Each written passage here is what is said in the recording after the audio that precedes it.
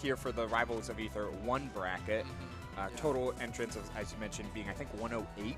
Yeah. Which is like, you know, every single Hitfall, it's been steadily increasing. You know, it go from the 70 to 80 to 90s, and now above the 100 mark as we get right into game number 1.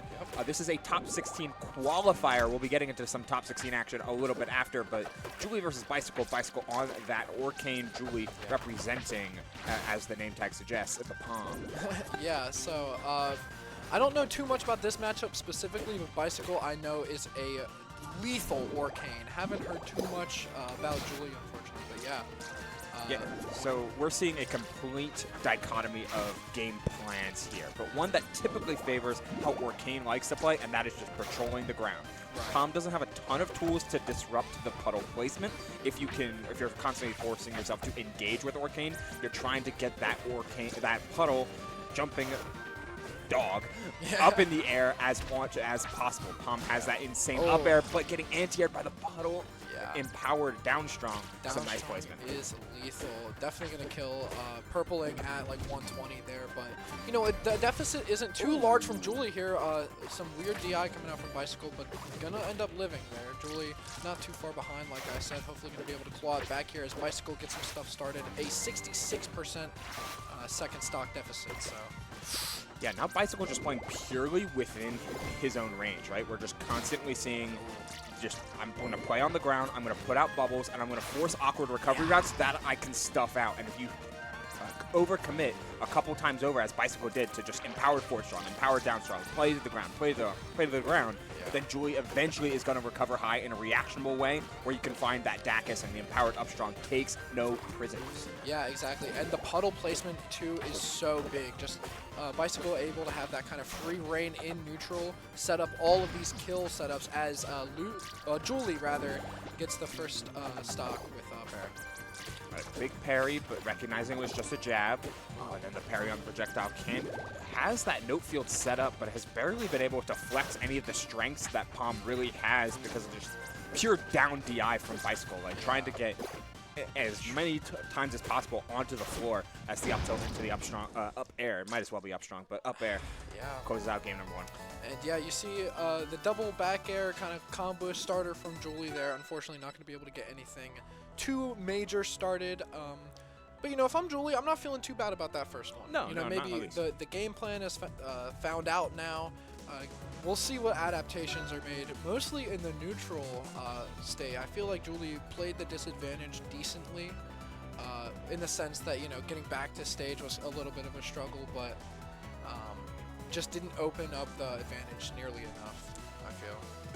Yeah, you're just kind of, she was caught in disadvantage for long periods of time, which is the major problem because she's giving out a lot of information before able to actually gain any of her own. Right. A lot of her commitments on offense have been around like dash attack, really, which I almost want to see some more like float cancel down airs as a mix in. Float cancel nairs as well as a nice little timing mix up. You're trying to make sure that Orcane is off the spot as much as possible, and Jules Vale, it's a little bit hard to do that compared to the treetop, because I mean you're getting those 2 different platform heights, you're getting a lot of more accessible stage length, like everything's so available, and we're seeing Julie have a ton more success with these plat drop nairs. Yeah, and already I'm seeing a lot higher APM from Julie, maybe a little bit of a lock-in as we see some forward airs come out here. 91% on Bicycle here, nearing that kill percent for Orcane, kind of like a medium/heavy character. The weight is kind of weird, so you're going to see a survivability that like you wouldn't expect for a little guy like that. Yeah, Orcane's got that weird, like, mid-weight but high gravity, so it can be harder to close out stocks off the top than on the sides. Luckily for Pomme, you do have some of that utility in the forward airs for in terms of like especially closing off the side type of stock taking, but that up air, which is always so present and always so dangerous, gets a little bit less utility, has the wall jump, has the note field, but was setting up and Bicycle, nice patience, anticipating Julie was going to mash out something instantly and found the punish off of that recovery route. But ooh, an immediate down tilt up air. Yeah, the up air finally in that kill range. Like characters that kill upwards are always going to favor the floatier characters a lot more when it comes to the matchup. Ooh, a good combo coming out here, low percents. I almost want to see more of those like float down airs. Orcane just for sits so low to the ground, and it can be so hard to always time these plat drop airs from regardless of the platform positioning.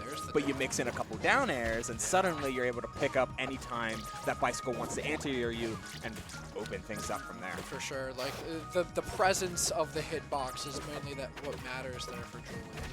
So as we see Bicycle trying to find something that connects, but Julie's platform movement and just overall neutral movement has seen a huge improvement. Like, she hasn't spent nearly as much time in disadvantage as last game, so yeah. And you're seeing that already in the results as we almost see the second stock come out of here from Julie. So yeah, great stock. Yeah, the big pickup on the DAC is there. Being able to just like establish note field center stage that entire time was such a massive boon instead of forcing it to be off stage. Oh, finds the note projectile pickup.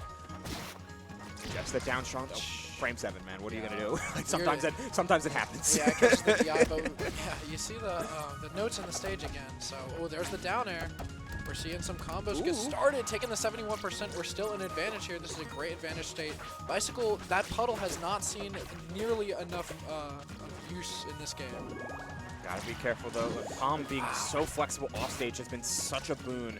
Bicycle can't always threaten these back air mix-ups off of down tilt, and instead we get to play the full mix-up. Nice jab check, but didn't dash back. It allowed Bicycle just to find that instant jab afterward. Vince. Yeah, there goes Vince. He created some space, and Arf, we're seeing some pickups here. We're seeing Bicycle slowly start to whittle things down, but the note field into back air. Yeah, we just need to find a kill confirm here. Oh, great parry, but it was a jab check. Bicycle's actually going to get the dash back. We just need to see one confirm here from either one of these players. Oh, there's the up air. Good DI coming out here from Bicycle. Get that survival DI. That was super late hit of up air as well as we see Bicycle go for another high recovery using that reverse forward air. The bubble doesn't find Julie overcommitted though to that up air, and wow, the trade saves both of their lives, honestly. But Bicycle's in the commanding position with stage control. There's the forward air. Oh, wow, good. All right, we're in advantage here for Julie. Not picking up on any of these. Good parry. The down strong gonna end it. Wow, great pickup from Bicycle. Not dying with any of those hits. Like, I feel like there were so many times in neutral, just poked, okay, in disadvantage, no edge guard, and then we do it again. And that's that risk of Julie's main grounded game plan, which she had gotten away from so many times over, especially in that game number 2. But her main grounded game plan started with the dash attack first, and then the mix-up was jab. While meanwhile for Bicycle, the mix-up was dash attack, while the starter was jab or down tilt. Being able to anticipate that Julie wanted to control the ground in wide margins led to that instant parry, and of course led to the punish. Julie did a lot better job controlling the center stage in that game, I feel. For sure. You know, the puddle wasn't as prevalent, and you had the notes most times in the center stage. And yeah, she was able to just float around very confidently. But we're seeing a good early stock here from Bicycle, picking up some momentum from last game for sure. Yeah, you can't be too disappointed with losing a close game. You have to just go right up to the next one. But unfortunately, some hard DI in, getting called out by Bicycle, and we're seeing down strong and seeing the results, even on error, especially on error Armada. That thing can detonate you. Yeah, for sure. Wow, parries coming out from both players here. It's actually such a tide turner if you're Bicycle. Yeah, I mean, Bicycle is just able to do so much off of any parry punish, barely missing that down tilt, but Julie puts out the parry all the same. Good up special there, but we're only, wow, there goes Vince. No confirm. Yeah, decent punish here from Bicycle. We're in disadvantage again. Julie finally finding center stage, and good back air, up air, kill confirm there. I had to read the DI there almost. Oh, yeah.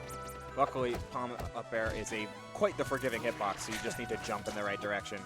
All the same, trying to set up note field in center stage to flex some combo routes and at least flex some mid-air control. I mean, there's no platforms to intrude on this space. It could all be yours.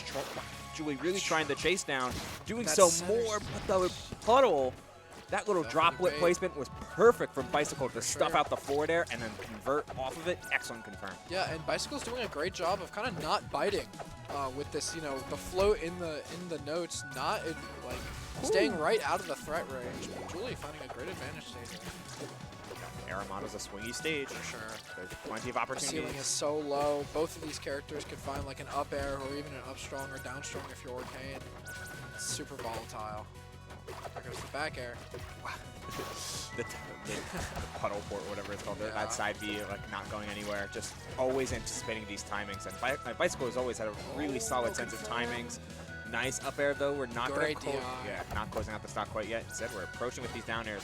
Julie is starting to feel a little bit more desperate. Wow, that whiff! Just barely not delaying it for that whiff. Every percent hurts so much if you're Julie right now. The back air, almost 100% stacked on. That's a top strong.